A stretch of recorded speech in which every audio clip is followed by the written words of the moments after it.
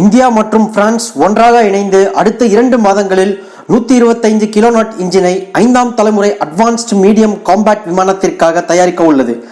இந்த ஒப்பந்தம் இந்தியாவின் பாதுகாப்பு ஆராய்ச்சி மற்றும் மேம்பாட்டு நிறுவனம் DRDOவிற்கும் பிரெஞ்சு இன்ஜின் தயாரிப்பு நிறுவனமான சாஃப்ரானிற்கும் கையெழுத்தாகியுள்ளது. ஜெய்ஹிந்த்.